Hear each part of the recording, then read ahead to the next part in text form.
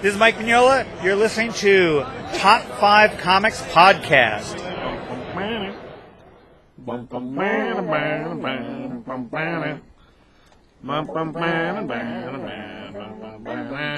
to Top 5 Comics Podcast. People talking about comics, pop culture, and events. With us today, we have Josh45. What up, what up, what up? The Master of Disaster. And CBS. Trying to clean up the mess. You're always a mess. Yeah, that's true. After you. Someone's got to do it. Hey guys, welcome to Top 5 Comics Podcast. Today we are doing episode number 117. It's been a minute since we had an episode on. So after con season, of course, I got sick for a few weeks, and then I spread the sickness, and that didn't make anybody else better, and then I went to a con again. So, yeah, that's pretty much why that's been, like, the last 2 months has just been a mess. Anyhow, today we're going to be doing issue number 2 of X-23 from Marvel, the Suicide Squad number 45, and Weatherman number 2, X-Men Blue 33, and Teen Titans number 20. And then we'll have an interview with Tony Washington from San Diego Comic-Con this year, 2018. He's done a lot of art, art stuff for Spawn, and real recently he's the guy that won the art contest that they did for the new Superfly movie. Came out maybe 9 months ago. Anyhow, awesome dude, super fun to talk to. Dude's totally legit, so that's really cool. It'll be fun to run that interview for you guys. But let's go and start with a little bit of news. Josh, what do you know about the news? DC's bringing Starman back. Bum, bum, bum. DC's also bringing back Hawk and Dove. That's interesting. And Spectre. They will both have their own series. All right. And then Dan Jurgens is talking about wanting to do he thinks that Guy Gardner deserves his own book again, like ASAP. So they might be doing a Guy Gardner's standalone book, which I agree with. Guy Gardner's my favorite. It used to be Kyle Reiner, but they got all wacky with Kyle Reiner recently. So yeah, like the last few years have been. He's in all over the place. So a little bit. I mean, even I liked him when he was Ion, but then he had every power ring, and then he was the White Lantern, and then it's just like, dude, just chill out. But Guy Gardner's always just the White Lantern stuff was because of the New Guardians book. New Guardians is where eventually he got all the different colors, and then they turned white, which is weird. I know all that. I was just saying that, like, this kind of all over the place, and even like his personality kind of changed because of every color of the ring and blah blah blah. So right, I think that Guy Gardner just always kind of stays true to being a badass and just being, right up the same redheaded stepchild of the group. Well, call him what you will, but he's the best Lantern, in my opinion. Oh, man. Yeah. That's a sad day for Kyle. Don't get me wrong, I like Guy just fine. Man, I think if he's going to have a movie bid, he needs to have a comic book out there. Otherwise, they're going to go straight to Jon Stewart. Which is fine for a team. I don't know, man. If they're going to put a Green Lantern in a team movie, I feel like more likely they're going to go Jon Stewart. Especially with the shape of the current Justice League book, because current Justice League is just like the animated series plus Aquaman and Cyborg, casting wise. You want to make a bet on it? Which part? A friendly bet. On which part? I think it'll be Hal, and you think it'll be Jon Stewart. You think it'll be Hal, and I think it'll be sure, I guess. Whoever loses has to shave their beard. That's not going to happen. Into a sweet mustache. Only I have a beard. Into a sweet Doc Holliday mustache. Not worth it. Oh, I'm the only one with a beard. You don't have a beard. Your beard will go back in a couple weeks. No, not worth it. Not worth it. It's a possibility I could be wrong, because I've been wrong before. You take no chances in life. Nope, not at all. Not that kind. It's more like ones with my life, sure. And then the ones that are like stupid? No. Absolutely not. Silly nonsense. Is there anything else over there news-wise? No. Over there because you're sitting on the other side of the room? Not really a ton. There's not really a lot of new stuff. I guess in Nick Spencer's Amazing Spider-Man number 2, there's some real anti-Mormon imagery that like Marvel has to go in and delete. I'm curious to know what that's all about. In which issue? Amazing Spider-Man number 2 by Nick Spencer. Oh, interesting. Well, the art's Ryan Stegman, so that makes me wonder. He does live in Utah. I don't know if he's a Mormon or not. Maybe. And then Shatterstar is going to have a new costume showcased. A new miniseries. Yep. I think that would be neat, but, recent fare for him in media has not gone well. The co-creator of Ghost Rider also passed away. Oh. Gary Friedrich. Well, that's crazy. Yeah. And co-creator of Spider-Woman also passed away. Whatever her name was. Spider-Woman in the red and yellow suit? The original Spider-Woman. Yeah. Okay, so Jessica... Spider-Woman co-creator Mary Severin dies at age 89. Wow. Jessica Drew. That's crazy. Well, I guess that's not... that's interesting. Huh. Well, that's too bad. Yeah. Well, now we bring things down in the world. It's good times. Rest in peace. Hey, yeah. That's a thing. Huh. That's weird. But, yeah, that's all I got today. Gotcha. All right. Well, if you guys are watching the Cloak and Dagger series, it's been renewed for a second season, so that's neat. We got a trailer now for the Titans TV show that's going to be on the DC streaming network. It's got questionable reviews, so check that out. I guess if you care about watching that. I think it looks cool. Yeah, we'll see. Aquaman's got a trailer, and that looks super full of things, so that's cool. But whether it works out all right, I guess we'll have to wait till November. Wah, wah, wah. Oh, whatever, mister. You're hating for Aquaman no reason. I do. I don't like Aquaman. Yeah. And I also... What about the Shazam trailer? Why don't you talk about that? Oh, the Shazam trailer. Did we talk about that before? Maybe that was on a different show. Well, if you guys want to hear all the upcoming news and events of movies in your life, there's a special episode of Never Been Done podcast, CBS's and mine's other podcast, where we talk about just strictly movies. So it's a little more sweary, so depending what you like. So if you have kids in the car, definitely don't listen to it. But right. But we go in pretty big depth about all the upcoming movies, not even ones that even aren't comic book related, like all the different trailers and upcoming stuff. So no, we do talk about new movies and directors and stuff. That's most of what that show's about, film and whatnot. But that Shazam trailer is great. Looks super fun. No doubt. The Shazam trailer is super fun.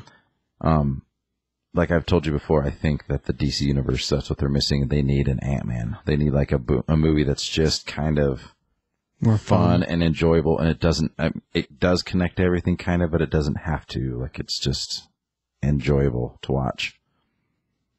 Yeah, I can feel that, I guess, with the way the last couple batch of movies has worked. I'm really hoping that they decide to pick up Mr. James Gunn, because if we had James Gunn Suicide Squad, that stuff would be awesome. No, James Gunn needs to do something cooler than that. I'm just saying. Justice League Dark. No, they're not going to do Justice League Dark.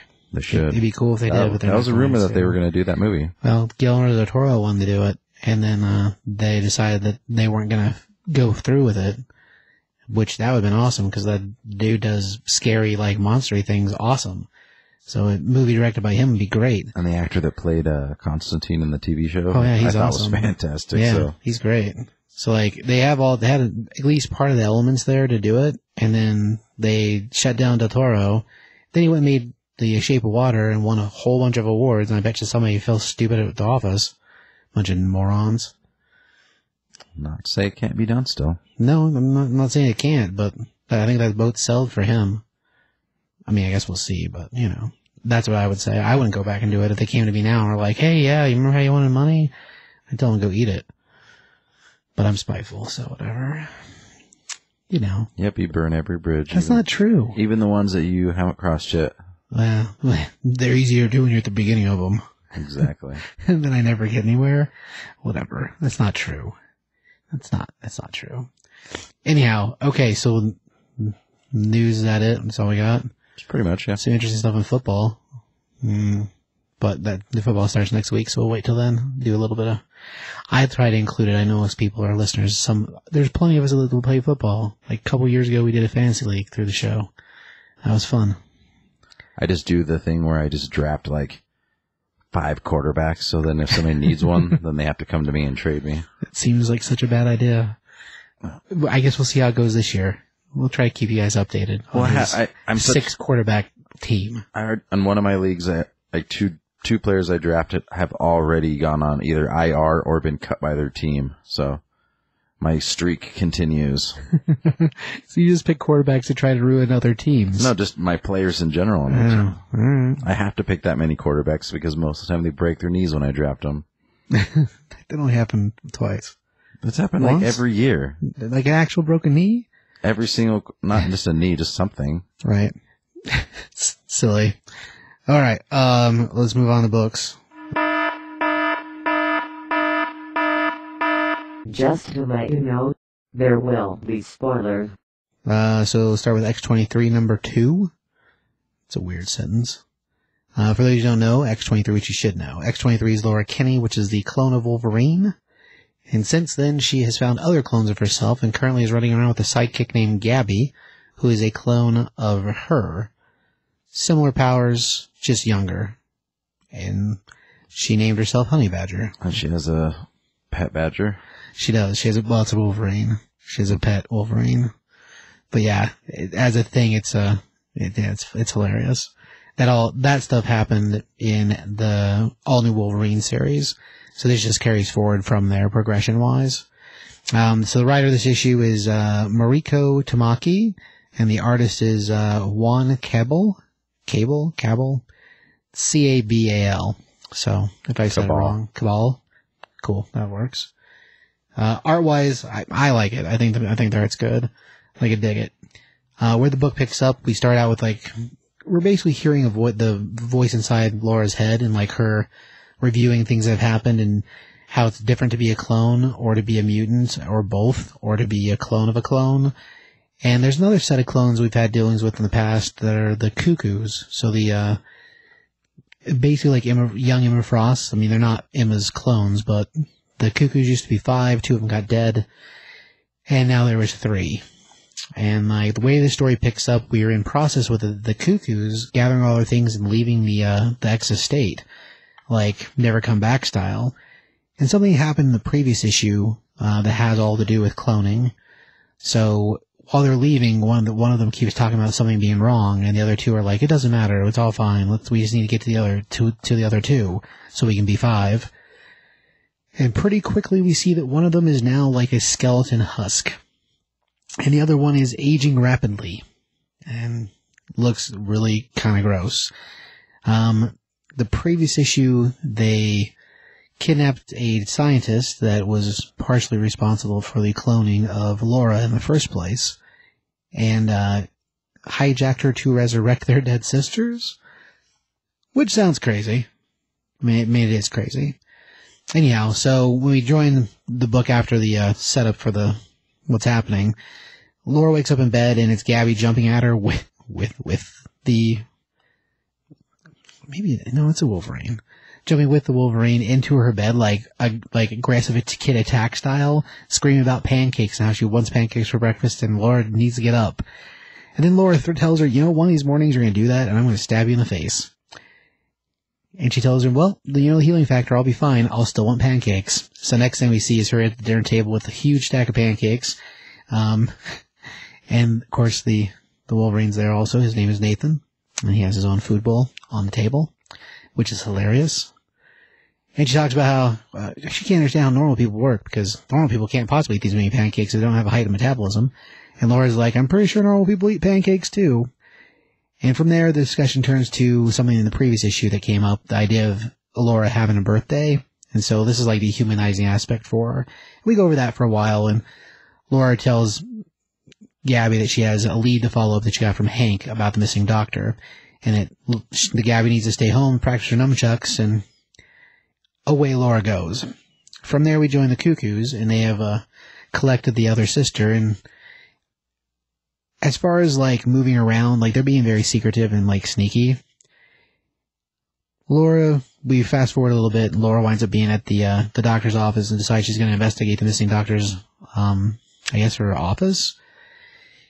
And that leads her to finding out that the doctor was wearing, a fit tracker, one of those running watch things, and it has a tracking notice in it. And so she uses the tracking notice and figures that the lady's not run off, is Loki. She finds a beacon, a map tracker thing. Gosh, ultimately leads her to a church, but when she finds it, it's just a dot on a map, just like when you use Google and tell where to go. Anyhow, so she goes there, and while she's there, she enters the abandoned church, and she automatically realizes she smells death. And from there, she's confronted with with Gabby kind of out of nowhere. And she's like, what are you doing here? Why are you here? And she says, well, you called me. And of course, Laura didn't call her. And the next thing you know, there's the Cuckoos. And that kind of turns into battle that results mostly in the Cuckoos kidnapping Gabby. And there's some other ground in there we didn't cover. But, yeah, the end all be all by the end of the issue, Gabby's been kidnapped and the Cuckoos have her. And you have to assume that that's not for any good measures or reasons, because at this point, pretty sure they're stealing her to use her as a science project in order to try to fix the other sister, probably. As far as story, I mean, it's interesting. I think it's neat. I like the interaction with Gabby and Laura. I think that's I think it's funny, just because Gabby's so crazy. And like having the Wolverine powers, of course, I mean, that also helps with the situation, I guess. Anyhow, score-wise, I give it 3.5. I mean, I thought the story was fun. Series-wise, we're getting places. So, as far as the setup for the book, yeah, I don't know. I liked it. I thought it was neat. I like all the weird interaction, this like sister play stuff that's going on, and trying to force Laura to pick a birthday. I like stuff that humanizes her a little more than other series have. I mean, we got a lot of that in the all new Wolverine too, just because of the connection to Gabby when it first happened. But I think it's neat so far. That's pretty much it. That's what I got. Love the art. I thought it was great. Josh, what'd you think of the X-23? I get like a 2.5. I mean, it was like mediocrely written. I mean, just like going clone crazy. I think I'm like kind of over clones to an extent. Like the Cuckoos are clones, and she's clones, and Spider-Man's clones, and everybody's a clone. It's just like, I come up with something cooler. Well, this is very clone heavy, but that's something that these particular characters have in common. Like the Spider-Man stuff doesn't have anything to do with any of this. And I'm not really it's like, oh no, somebody with like mutant healing powers got kidnapped. It's like, what are they gonna do, kill her? She's got mutant healing powers. Well, that's a good point, but they did steal a kid, which is pretty messed up. I mean, as long as the Badger or the Wolverine or whatever, the Honey Badger pet is okay, then I'm fine. That's kind of where I'm at with it. It's like the only character in there that I was like really genuinely worried about. But if he's still at home, then that's fine with me. So. Well, it looks that she left Nathan at home because he wasn't with them, so I guess he'll be fine. That's what I'm worried about. Yeah. Well, you are an animal lover, so I guess there's that. Especially if it's like a honey badger. Crazy. Or a Wolverine or whatever. It doesn't matter. Crazy nonsense. I do like how in there, whenever she breaks the lamp with the nunchucks, she's like, you better clean that up. She's like, Wolverines don't clean things. Because they don't. I mean, have you ever seen Wolverine clean up a mess? I mean, with his claws or his fists. I thought that was hilarious. When you see his bedrooms and places and stuff, they're very, like, militaristic, like, clean and neat and organized. So, there's that. Yeah. Yeah. I'm going to go with when he messes stuff up, it doesn't get cleaned. But that's a good point. In the movies, that is fairly uniform unless he's with a prostitute. Which only happened in one of the movies, so I mean, whatever. He is a military man, that's true. There you go. Yeah. So yeah, I guess maybe there's something to be said about that. I thought it was hilarious, but whatever. Alright, we move on to the Suicide Squad, number 45. Alright, so when we pick up here, series-wise, this is the starting of a crossover, just so you guys know. So the first part, the storyline is going to be Sink Atlantis is the name of it. And this particular issue is chapter 1, then it pops back to Aquaman and then back and forth till it's over. As far as stories are concerned, this guy is written by Rob Williams and Dan Abnett, and the script is by Rob and Dan both wrote the book. Will did the script, I think. Dan probably outlined it. Anyway, art is by Jose Luis, and then there's a whole slew of inkers and colorists and whatnot on it, so you guys are awesome, but I'm not going to try to say all your names. Anyway, so when this book picks up, we're in the process of a bunch of other things happening over in the Aquaman book, and one of those things is Mira being coronated as the Queen of Atlantis, and that's kind of where we start. And there's been a couple things that have happened from other books that caused them to happen, so like Atlantis has been raised to the surface because of an event that happened during Batman Dark Knights. So something that happened to Aquaman actually caused it to magically raise Atlantis to the surface. And this is during the Dark Knight's Metal. So this is like fallout from Metal still. Anyways, where the issue starts out, we've got Mira basically standing up there talking to one of her advisors about how they know the world feels threatened with them just basically rising up in the middle of the ocean right next to America, and how she's worried about different political state heads and how they're going to handle or deal with the situation. And of course, today is her coronation, so like it's a big kind of event day for her, and she wonders if Aquaman's going to be there or not. And then from there, we basically cut to Aquaman, and he's talking to Volko about how he's not going for a lot of reasons. The people are just wanting to see their new queen, they're not wanting to see a failed king, and he's still mixed up from other things that have happened, and other stuff that's happened in Justice League I think is affecting him at this point too. From there we cut away to Washington D.C. where we have of course a whole bunch of political faces talking about how this should be an act of war and we need to bomb the hell out of Atlantis, blah blah blah.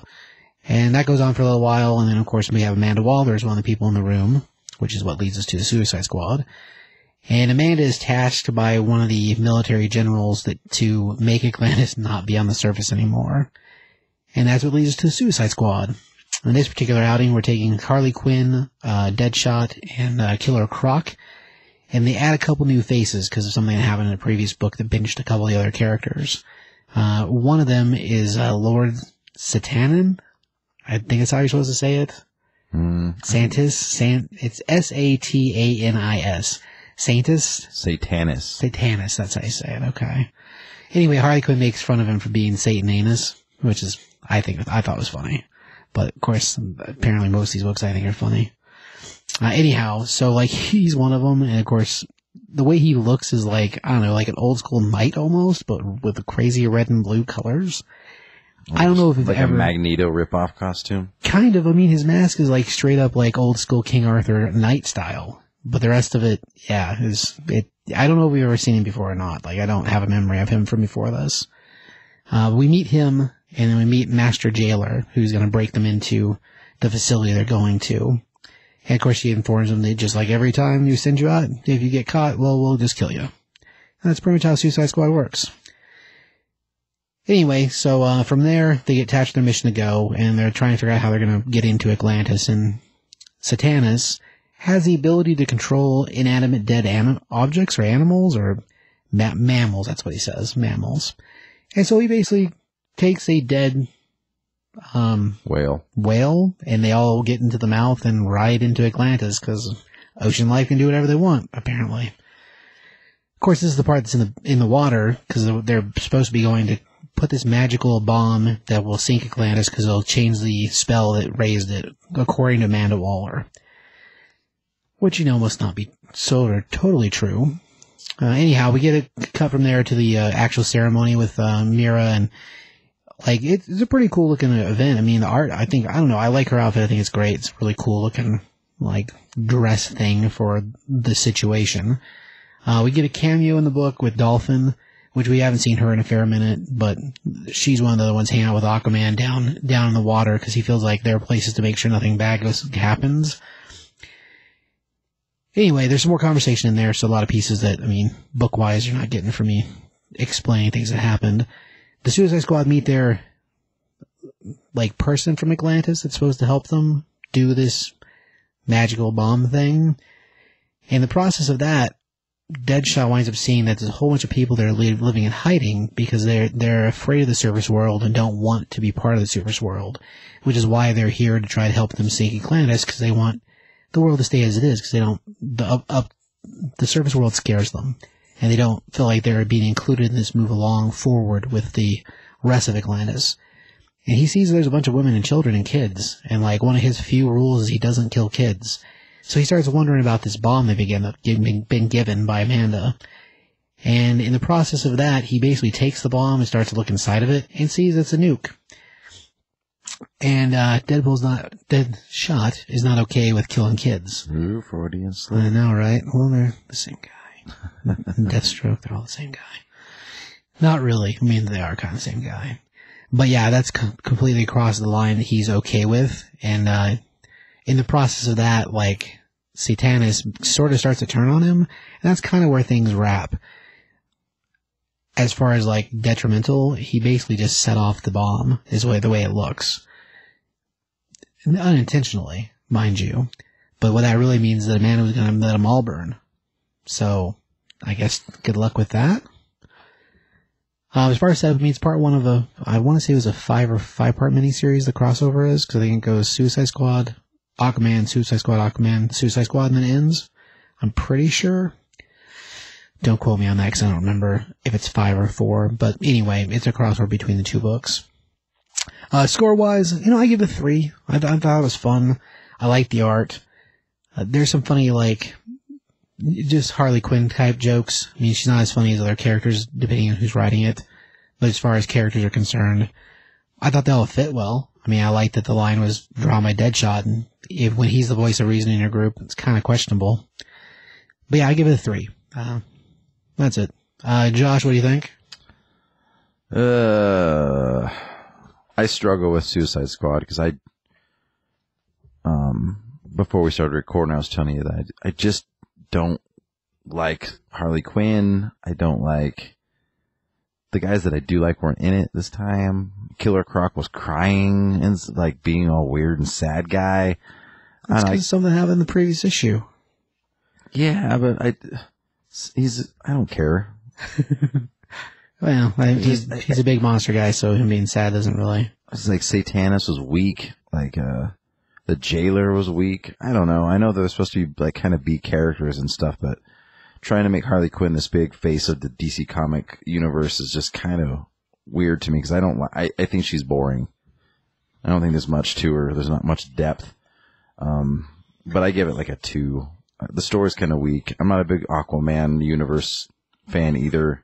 They're like the bottom rung of my DC barrel. So, you're predisposed to already have a dislike for this book. I understand that. Right. So it's just kind of the fact that they're crossing over. Like I would, if you like either thing, you'd probably be into it. But if you don't, then yeah, if you're not a fan of either group of characters, of course you wouldn't get the book probably. Sorry, no, that's fine. I know. I want to hand it to I'm you. Aquaman. Blah. It's because you haven't read the Jeff Johns stuff. That's why. It doesn't matter who was written by. No, it does. It does. It does. I guarantee it does. I'm sure, but that's what you're getting for Christmas. Aquaman Volume 1, Jeff Johns. Going straight on eBay. Oh, that hurts me inside. It's going to be digital then. Take that. Sucker. I'll sell it under your name. You can't sell the digital ones. We already know that for a lot of reasons. It's not how it works. I'll get one of those things that Tyler has, so it changes my ISBN. It won't matter.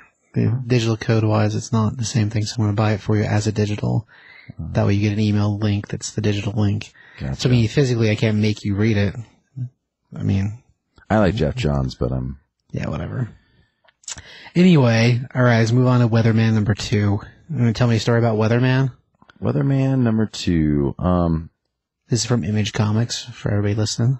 So it's the creative team is Jody Leheup, H-Leheup,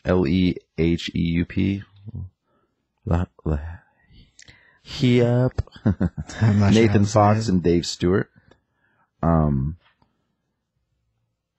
It kind of starts out on Mars, and they're this big massive group of people having an earthen memorial, and the president of Mars is talking about how they're going to do everything they can to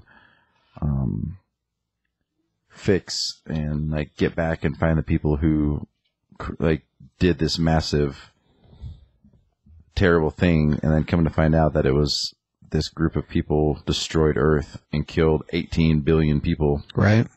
It's the terrorists that took out Earth. We're gonna get them. We're gonna get them, everybody. So where the people, Venus and Mars, everyone lost family, right, and friends and relatives and this and that, and then it switches to she seems to be some sort of like covert agent, and she's like, I'm coming in, and it pans to a satellite floating above Martian space, and she's beating the crap, or they are, of this guy. Just like opens up and they're just beating him up horribly. And then he asks where his dog is at, and then they hand him his dog and wrap it around his body, and his dog's missing its face. Like, they cut its face off, which is super sad. Like, that. It's pretty brutal. Like, I'll go into it. Like, I thought this book was fantastic, but that made me angry. Like, just leave animals out of it, man. Like, this makes me want to hurt people. It's probably the whole reason that's in there. So anyway, then it goes, and the director comes in and asks her how's it's going and everything, and he's like, tells her what's going on and like who they're looking for, and then he goes into another room and they drag him in there and they read the guy's mind, and they're like, he's telling the truth, he doesn't know anything, and so he just got the crap beat out of him for no reason, basically. It's the way it appears. And starts talking to the covert agent who was beating him up. The guy's talking back and forth with her, and he's being explained to that he used to be a really amazing black ops soldier, and he decided he wanted to change his life because he didn't want to do it anymore after Earth was destroyed, so he had his mind wiped, like Eternal Sunshine of the Spotless Mind style. Yes, in theory, he's got no memory prior to the event happening. Or prior to getting his mind wiped. Right. So he, like the Earth being destroyed and all that stuff, and now he's just a weatherman, and he just likes to stare up at the sky. That's what and just be peaceful. And then she gets called into the big boss's office and gets yelled at because they need him alive. They can't have him killed. Right. Because he's the key to try to find out, because this group of people who destroy the Earth want to finish the job, and they want to destroy Venus and Mars as well with this weapon called the Sword of God.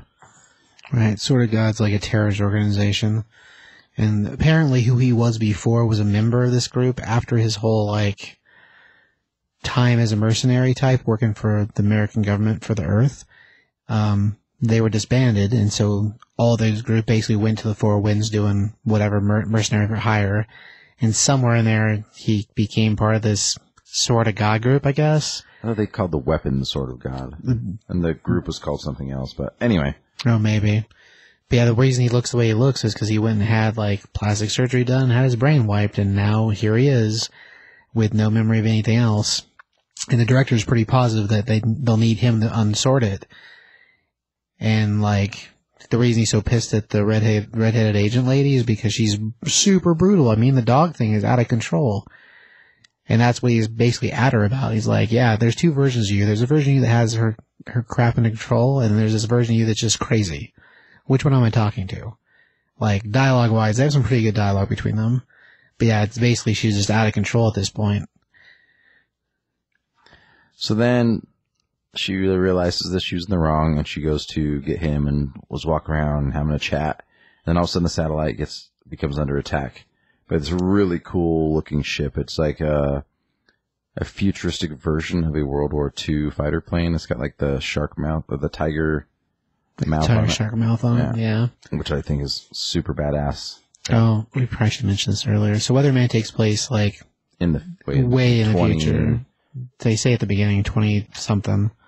Crazy. Yeah. I can't remember where it's at in there, but yeah, it says that it's generations down the road, and we've all explored into space, and that's why there's colonies on Mars and colonies on Venus, and they basically work like how our countries work now, except that they're all just Earthlings. So different type world. But yeah, the base comes under attack, and go. And they're getting ready to all start evacuating, and the boss guy's like, get him out of here, we'll meet at the rendezvous point. And then they're in the escape hatch, and they're looking in, one of the secretaries opens up her jacket, and there's a bomb, and she just says, she said, save us from ourselves. So she's part of this other group that's what they keep saying, that we're going to save us from ourselves. And opens it up and blows up the space station as the red-headed covert operative and the mind-wiped gentleman escape. So hopefully they can figure it out. But that was a really, really cool book. So I'm going to pick up the next one, because I was a big fan of it. I really like the art. I really liked the writing. I liked just everything about it. It was cool. So, Yeah, score for that book there, Josh? could have 4.5. All right. Yeah, very impressed. Cool. Like you said, the words out of your mouth were, when we were picking books, you said, they're kind of hard to understand because they're like this and that. And I'm like, well, why am I going to read it? And you're like, well, because it stands alone on its own, whether it's good or not. And this book, compared to the other one that I read that I quit reading, that we're not doing today, wasn't very good. And I was very lost and had no clue what was going on. Admittedly, that one's at issue 15 and you never read any of it, so. All right. But this one was excellent. Yeah. All right. Well, score-wise, I give it a 3. I mean, the writing is strong, and the premise is a cool setup. As far as like a thing in general, the art is kind of wild but awesome. Like, it's very dynamic. Story-wise, it's an interesting story. The characters are understandable, and even if you didn't read number 1, you get a lot in this one ground-wise. I think if you were to start at 3, you'd probably be super lost, considering like at this point we've had a whole bunch of bodies drop, and it turns out that some of these terrorists are mixed in the government pretty good, because the secretary lady was like the assistant to the president that was doing the speech down on the planet. So, like, how deep this conspiracy goes is pretty questionable. It was pretty brutal with the dog, and pretty brutal the way they were beating him up. But, yeah, that part was pretty rough.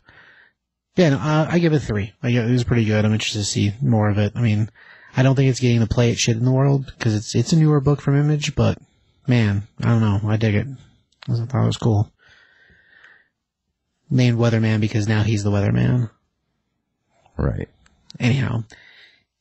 So, let's see. From there, we'll move on to X-Men Blue. This is number 32. X-Men Blue is the book with the time-traveled first-classers, if you've never heard of the title before. So basically, we had an event happen where we time-traveled Jean Grey, Cyclops, Iceman, Beast before he was ever Blue, and Archangel before he was ever Arc, to modern time. And they've been running around having adventures and doing things, trying not to get dead. And in theory, eventually back home, maybe. So, like, book-wise, what we got going on here, writer's Colin Bunn. The artist is Andres I don't know how to say that. Ginlet? It's Gendlet. Ginlet, I think, is that. I don't know, it's as close as I can get it. I'm sorry if that's wrong. Fantastic art, though, so keep doing it, because you're awesome. The way the book opens up, we open up a flashback where it says then, and it's basically Magneto, classic colors. Even the art, the way it's colored, is kind of awesome, because it's done with those a lot of little dots to outline the style of being old art. The art's not old, but the way it's colored is like an old style. And it's him fighting X-Men, and we have him in the classic costumes, and Beast and everybody we just mentioned a minute ago is there. And they're all taking turns trying to keep each other from getting blown up.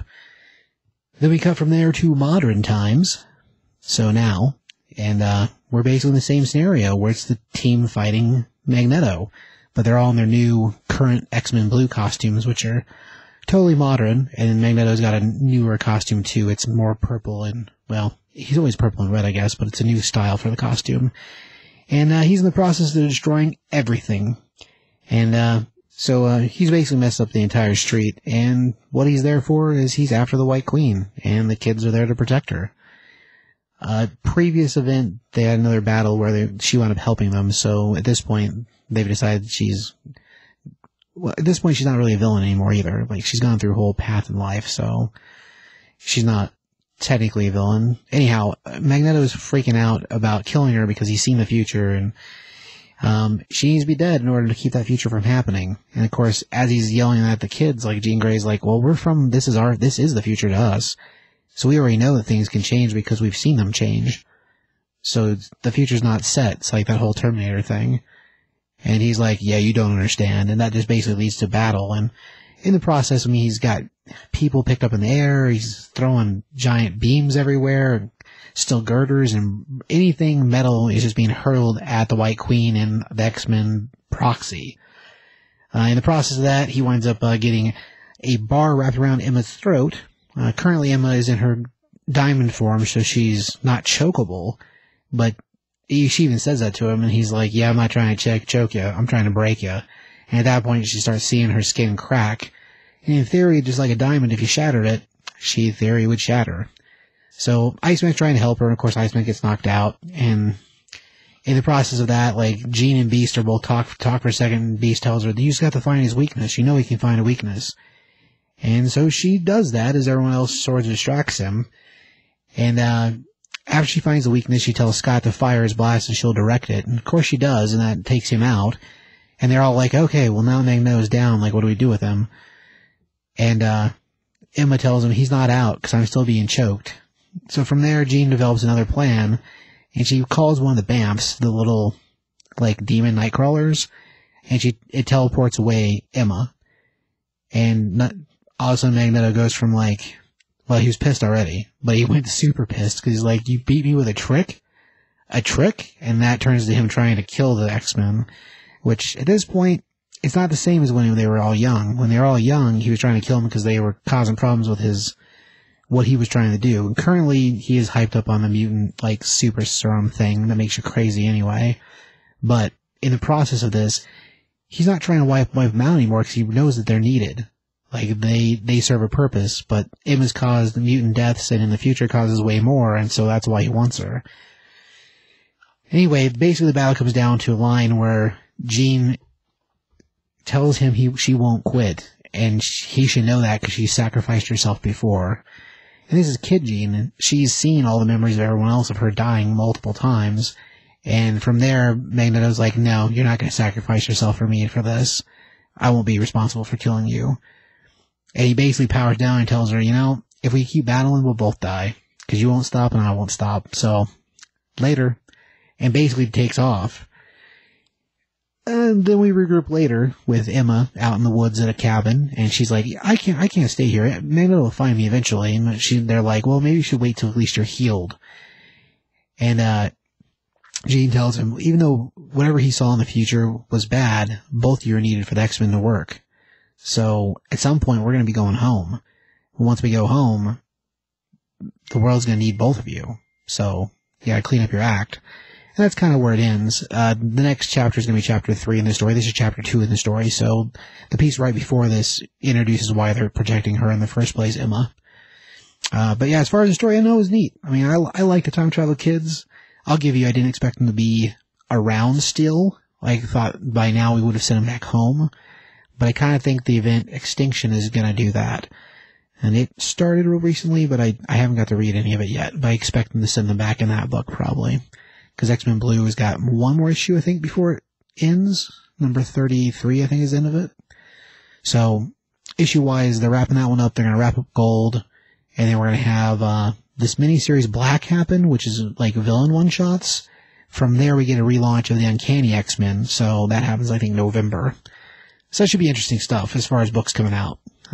But score-wise, I'm going to give it 3.5. I thought it was entertaining. I like the art. I like the casts because I dig them. I think they're awesome. Just as a thing in general, like I said, I didn't expect the kids to be around this long, but I don't know, I dig them the way they are. And as far as like a thing, we get this different version of Beast, because like in this version of time, he decided to explore magic instead of science, which leads a totally different path. And as far as like returning him back to the old time, in theory, once they return, we all expect Professor X to wipe their brains. So getting this version of him is very different. I thought that was pretty neat. Actually all of them are kind of different, but interesting. Anyhow, so yeah, I give it 3.5. I thought it was cool. I like the kids. I agree with you. I think the art's fantastic. It's better than the issue before. Like the issue 31. Yeah, the issue 2 before. Like it was kind of, those issues were a little like fuzzy and kind of like darker and like hard to see. A lot of things like it wasn't like clear. But like whoever this artist is, who was it again? I couldn't Andres pronounce. Gendlet. Like I really like his style a lot. It's kind of like it's like maybe he kind of was influenced by Humberto Ramos a little bit almost. Maybe I could see some of the action stuff looking that way. Bit, yeah, like the eyes and just like the mouths and I don't know. Just it's really cool. It's really clean. Yeah, interesting to see where the story goes. like what he's going to do with this, because it's good to see Magneto as a big villain again, because he's like kind of been on the X-Men off and on, and kind of anti-hero, good guy for a little bit. So yeah, well, even this, he's not necessarily villain. I mean, I don't know. He's always kind of he's very Sinestro, like, or Doctor Doom. Like I don't know. They fit in a weird place in the world, because even though when he's in the old days where he's just destroy all humans, it was for a reason. I mean, yeah, it was the wrong reason, but whatever. And then modern stuff, while there's still that piece there, yeah, he spent more time lately on X-Men teams than he has been a problem for the X-Men teams. So that's been interesting. right. All right. Let's see. So from there, we move on to Teen Titans number 20. This is the starting point for the new team, because we had an event happen over in DC that was called No Justice. No Justice took all the teams and kind of mashed them together and did different things with them. This is the first issue following that for the Teen Titans. You want to tell me about the Teen Titans there, Josh? All right, Teen Titans. So it is written by Adam Glass. Artist is Bernard Chang. Then the colorist is Marcelo Meidlo. And it starts out with a big underground religious cavern with a platform. And it looks like they're getting ready to sacrifice somebody, kind of like Indiana Jones Temple of Doom style. It is a little bit. And Brother Voodoo is getting ready to... Brother Blood. Or Brother Blood. Yeah. Is getting ready to sacrifice a woman of some sort. I don't think that is never say who it is. She's a random chick, yeah. Just a random person. And then all of a sudden the Teen Titans burst in, and the new team consists of Robin. Damian Robin, yeah. Damian Robin. Son of Batman. Lobo's daughter, which is, what's her name? Crush. And then you have, some of these are new characters to me, so bear with me here. But Kid Flash. Kid Flash. The other Wally West. Yeah, Wallace West. Wallace, yeah. This little genie girl. Yeah, I think she's brand new, because I don't remember seeing her ever before. And then the new female Red Arrow. Right. She's new too. I don't know if she showed up someplace before this or not. Jin is her name. The genie girl, the magic one? Yeah. Yeah. And she's a genie. Another new character was friends with Kid Flash, and he likes to call himself Roundhouse. The human wrecking ball. Yeah. Which is pretty much what he is. He's blue. Kind of looks, if you guys know Legion of Superheroes, he kind of looks like Bouncing Boy.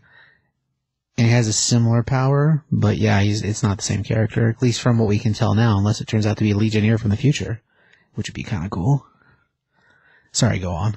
So Teen Titans seek and destroy as Robin's his rally command. And so he's telling the story. Basically, it's kind of like this fight goes on as Robin's telling the story of how he collects the whole team. And it starts with Kid Flash, and he's at some Dance Dance Revolution game, and he's like trying to convince him to join. He's like, okay, let me think about it. And then he plays Dance Dance Revolution real quick. And then he's like, okay, I thought about it, but under one condition, I get to have more say, and I get to bring somebody on board, which later on we'll find out it's Wrecking Ball. Yep. And then it shows Kid Flash like running around and doing his thing, and also taking selfies while he's at it. And then an arrow gets shot through his phone, and he's like, what the heck? And it's Red Arrow, and she's like, you're not concentrating enough, you need to pay more attention. And he's like, are you going to pay for my phone? And then it goes to her story, which like, I don't want to be in your kids club, Robin. Like, you need to leave me alone. He's like, well, hey, I know these things and I can help you with it. So she's like, fine, I'll join. And Robin trusts her because he thinks that something must happen to him, that she could lead the team still, because she's got the same killer instinct as he has, I think. Yeah, Damien got taken out. He feels like they're like the same, different sides of the same coin almost. Yep. So then she shoots an arrow at Brother Blood, and he catches it because he's some sort of vampire kind of person. So he has special powers. Yeah, but he's weird magic. Yeah, Well, he bites next, so he is a vampire of some sort. At this point, I guess so. Like, there's been a lot of weird stuff that's happened with him. But But then yeah. the arrow that she shoots, he catches it, and she kind of figured that he would, so it electrocutes him. And then, as they're fighting along, it flashes to Lobo's daughter named Crush, and she's just beating people up. And then she picks up the Human Wrecking Ball kid, and he's like, "I think you should throw me," because she's got super strength. Right. And so she chucks him like a bowling ball and starts knocking a bunch of people over. And then she just keeps going crazy, and one of the priests hits her with a crowbar, and it just bends over her head. She punches him real hard and sends him flying. And then Kid Flash comes and saves the day, pulls Robin and Red Arrow out of the way. So then it goes to the Human Wrecking Ball story, and it's, hey, this is Kid Flash's, this is the kid that I wanted on the team, and he's got a really cool ViewTube channel. And they're like, really? Are you serious? That's why you picked him? Because of a ViewTube channel? And then it flashes to Crush trying to break through this force field. Like, anything can be broken if you hit it hard enough.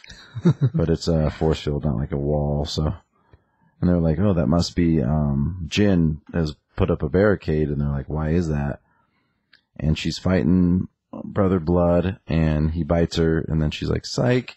What you do, nothing you do to me, I'm way more powerful than that, and starts messing him up pretty bad, and all of a sudden she just quits, and she's like, oh, I'm using too much power, he'll find me, and Brother Blood's like, what the heck's going on?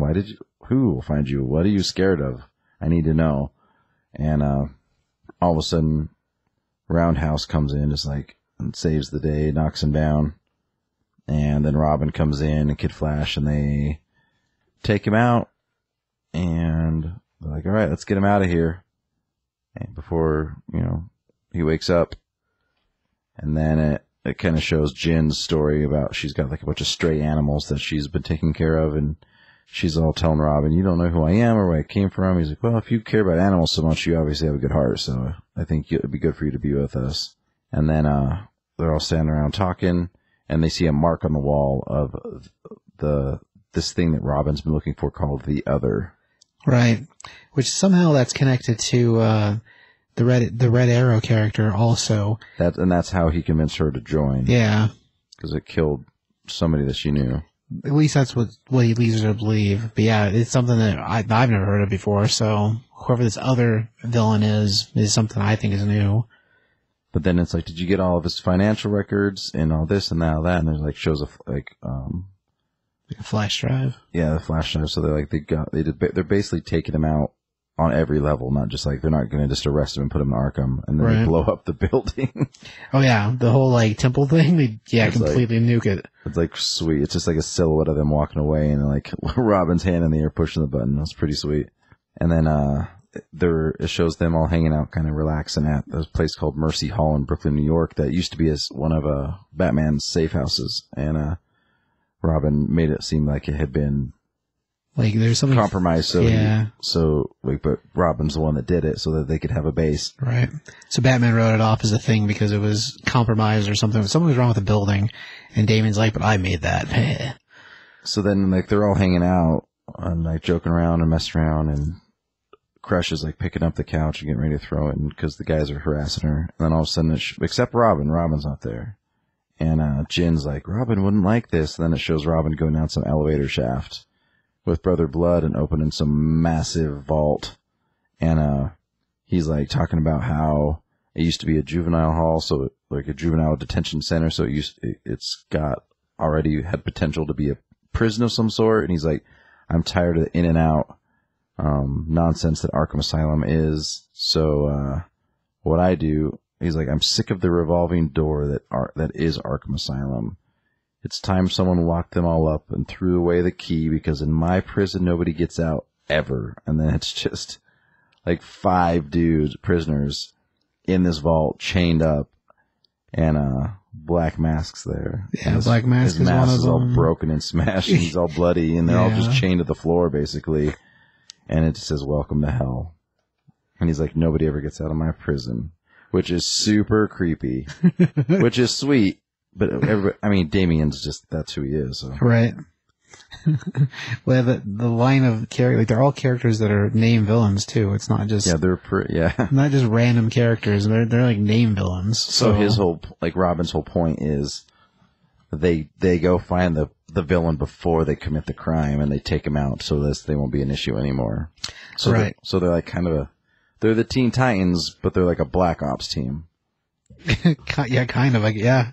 Which is super crazy. And like all the people on his team are like, yeah, like Kid Flash is kind of happy-go-lucky, goofy, and so is Cannonball, but the other ones are darker characters. Oh yeah, the rest of the cast has weird like backstory issues that. Like Red Arrow used to be an assassin. Jin's like this 4,000-year-old genie. Crush is Lobo's daughter, and if you know anything about Lobo, he's terrible as a person. He's gotten better. He's like an anti-hero too now. That's a hip thing. Be an anti-hero. It's awesome. He's on Justice League America. Well, he was. Now that the book ended, but whatever. The score for that book, Josh? I gave it like a 4. I was like, I'm not like I've been kind of standoffish with Damian over the years because I was such a Tim Drake fan, and I thought Tim Drake got a raw deal. So I was just like, I'm gonna be mad and not read Damian because. But really, I mean, they're such different characters.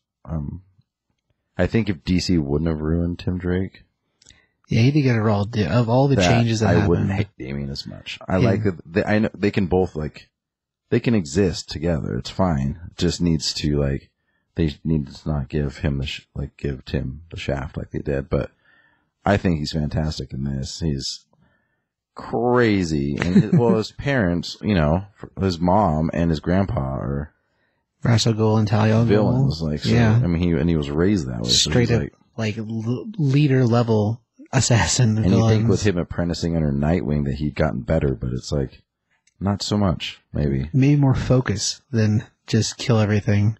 Because before he would just kill them. Now it's creepier and weirder. But tutelage goes. I mean, you take lessons, I guess, sort of. I don't know. Yeah, he is slightly better now than what he was before, as far as kill them and let the bodies lie themselves out or sort themselves out. But yeah, it's still super creepy that he's basically got a supervillain gel. That's a good idea. I mean, Arkham's bad enough, but man, at least in there they're sedated and drugged. In this, they're just, I guess they're whooped the crap out of. So that's almost the same. It's kind of awesome. Score wise, yeah, I give it 4. The art's great. The story is neat. This particular issue is a very building team issue, but the way it plays out is pretty good. I mean, you get intermingled with action and backstory and lack thereof for some of them backstory. But as far as a setup book, you could easily start here and not ever read any of the other books and be fine. Right. So it reads as a number 1 for sure. It does for sure. But yeah, it was really, really good. I like the art a lot on it. And I think the way the characters intermingle is pretty cool. So yeah, I was pretty pleased with it. Good stuff. Very clever, especially from a kids team. Right. Well, they've been doing a pretty good job with that batch of books lately. I'll give you Tim Drake to get a raw deal, and the stuff happening with him over in Detective has been really interesting. At this point, they've moved him out of Detective again, him and Spoiler both, so I guess we'll see where that goes. Because the last thing that happened over there, they wound up getting to see basically what their lives were before New 52, and both of them were kind of wondering how they get back to that. So, it's a weird... What's happening over there is crazy. So I guess we'll see what it does, but yeah, of the group of underlings, he got the shaft out of all of them. Everybody else basically stayed the same, but his backstory got gutted, and yeah, this didn't go well. Anyway, but yeah, as far as Damian, fun stuff. Okay. Well, let's see. We're going to run an interview. This is, from, Tony Washington. This is, was recorded in San Diego Comic-Con this year. So yeah, check it out. Fun guy. I think he's awesome.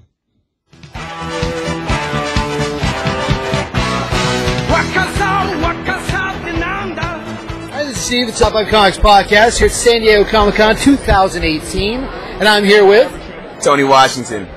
All right, Tony, so I've seen you out here multiple years, brother. Yeah. You've been doing this for a minute, so when did you first get into this whole drawing comic book thing? I got lucky and got hired by Image back when I was 18, so I'm a little older now, but yeah, definitely. I got in at 18 working for Wildstorm, so that's when it started. Nice. Well, that's a pretty early age there, man. So, like, what influence did you have when you were first getting into it? So for comic books, the book that influenced me to want to do comics was Spawn. And I remember seeing that book come out when I was 15, and I couldn't believe how it looked, the color, the way it was done, and I had to figure out how to do it and get involved. But Tron was the movie that inspired me, period, to draw. But the Spawn was the one that got me to want to do comics for a living. Nice. Like art-wise, like with you, training-wise, you have formal training. Like where did you learn to do what you can do? I learned from a lot of high school stuff and junior high. I had about 3 months of college at Cal Arts, but I lucked out during summer session and got hired by Image during college, so I left. Well, it's understandable, man. Well, as far as like work is concerned, is there any? So if you could pick something, like say Golden Apple style, like what would you want to work on? I mean, outside. If it's just Spawn, it's Spawn. But do you have anything that you'd like to work on, like as your dream? If it wasn't Spawn, it'd be Nightwing. Yeah. That's a really good choice. Oh no, thank you, man. I like Nightwing a lot. That's awesome. Damn, man. Well, if you want to get your work, where do they get your work at? Yeah, definitely. TonyWashingtonArt.com. This fall, I'm revamping it to start selling everything online. So definitely take a look at that site. And I'm on Instagram at TonyWash619. But yeah, definitely TonyWashingtonArt.com is where you can find everything. Awesome, man. Yeah. Okay, so what's your go-to karaoke song? Oh no. Honestly, anything Korn. So. That gives you a good library. All right. So if you're stranded on a deserted island and you only take 5 items with you, what items would you take? Electricity. All right. If I could do that. Gotta have my computer, my Cintiq. So can that be one? Okay. So, gotta have a lifetime supply of my snacks. Snickers on deck. And what am I down to 2? Yeah. My wife is there automatically, so that there's no number on that one. That's let me see. Gotta have our TV and Netflix. So. Awesome, man. All right, so I got one more. Yes. If you lived in Fantasyland, would you ride a chocolate pony? And a heartbeat. They're up for you with milk? No, it's cool. It's thick, man. We're good. Awesome. Well, thanks for talking to us, man. I appreciate it. No, thank you for having me on. Appreciate it, man.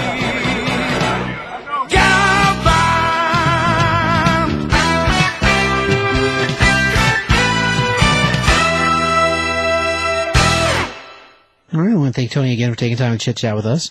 Wish him all the luck in the world. You guys should really check out his art and his websites. Let's see. Josh, what did you learn today? I learned that when animals die in comic books, I get just as mad as if they die in movies. Yeah, that is a probably true to life kind of thing. I'm actually more worried about that badger, that poor little honey Wolverine. Still worried about him. Nathan. Still worried about Nathan. Yeah. All right. What I learned today? You don't learn lessons. That's the thing, is you don't learn. That's true. You just keep making the same mistakes. Well, that's not something I learned today, though.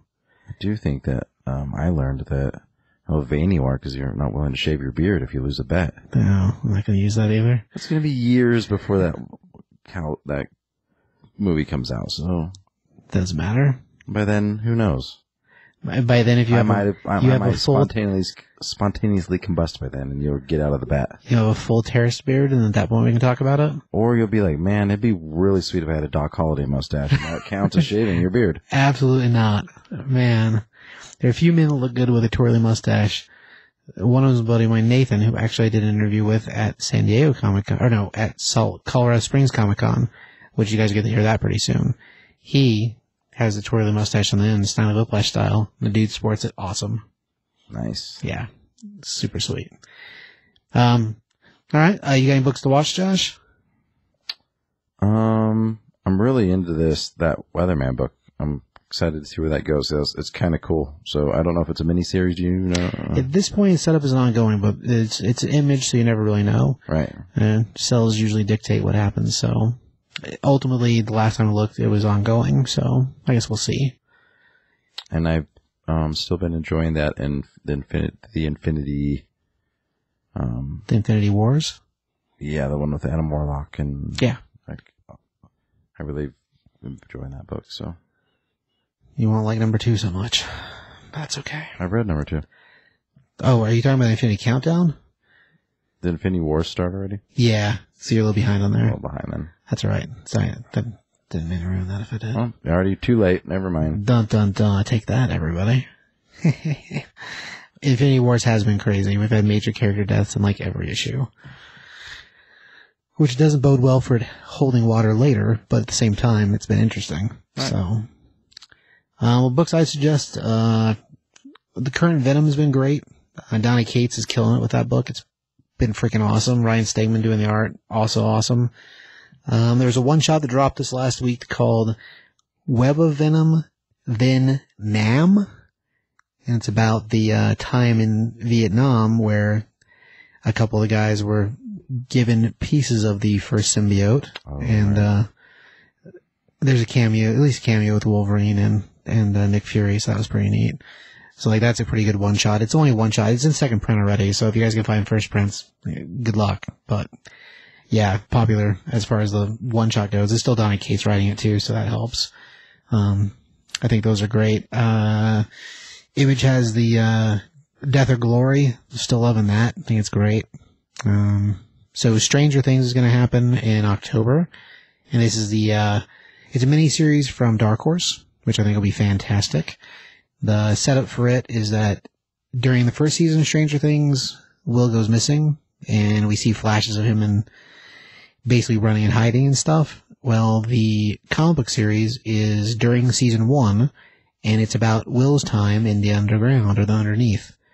So it's like all the time he was missing in a batch of comic books. So it's like a companion to the TV series. And I think that'll be awesome. And the test art or the preview art that they put out for the first issue looks freaking great. So that should be freaking awesome. So Stranger Things, look for that in October. I want to say it's a 4-part miniseries, I think.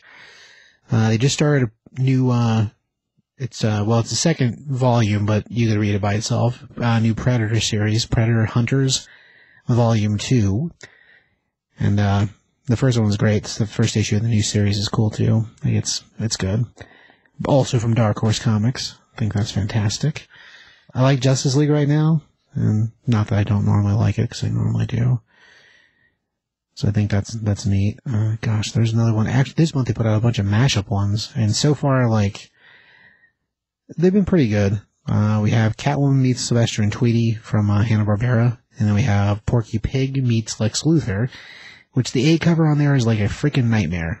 Pig-faced man. It is creepy. And we have Daffy Duck meets Joker. And Harley Quinn meets what's the hair monster? He has a name. What's the hair monster's name from Looney Tunes? I don't know. Shoot, Gossamer. That's what it is. Harley Quinn meets Gossamer. A batch of one-shots. We're going to have another batch to come out in November, I think. One which will be Yogi Bear meets Deathstroke, which I think that'll be freaking awesome.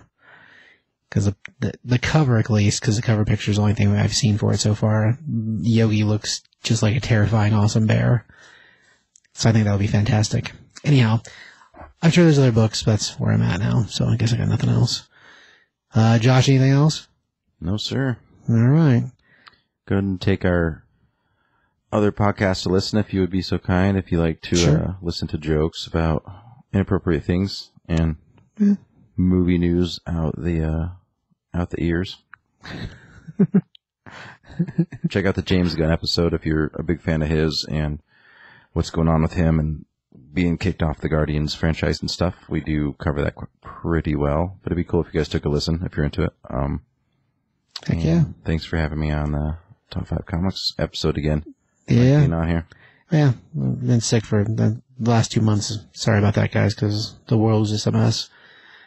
Comic book shows, and then sick because of comic book shows. Anyhow, so if everybody in Colorado Springs is sick, it's probably my fault. Take that, Colorado Springs. So check out the Top 5 Comics podcast, Facebook and Instagram. Oh, yeah. If you want to find another way to find our other podcast is Never Been Done Podcast. So you can either look it up just by Never Been Done Podcast. It's on YouTube and everywhere also. Or you can find a link on the Top 5 Comics Podcast website. So if you go to Top 5 Comics Podcast, down underneath the first batch of pop-up weirdness, there's listings for the different shows. So it's got links to this show, links to Never Been On Podcast, and a link to Ant-Man 2050 Gaming, which is a thing Rob does. So it's YouTube, so it's videos instead of audio stuff, but you can check that out too if you want to, and then there's a bunch of other neat little things on that page to look at or whatever. Mostly pictures of me at comic book shows.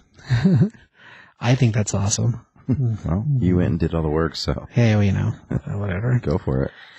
Anyway, yeah, you can find our links there, and they'll lead you to the other podcasts also. I guess that's it. That's it. All right. Well, thanks for traveling. Thanks for listening. Tell your friends. You say that one thing that I won't say. What's that? You say that one thing that I won't say. Oh, Taki. Man, how did I forget that? It's been a couple months. Taki. Yeah, I'm not going to say it. But I'll remind you to say it. I don't mind. Yeah, one of these days I'm going to get you to do Tacky? Taki. Tacky? No, it's not the same thing. Because it's kind of tacky. Occasionally I said Taki. Back whenever there was more of us in the room doing it at the same time, it works better. Tacos? Taki. No, tacos or something. Tacos. Yeah. That's what Gurr loves. And I love Gurr.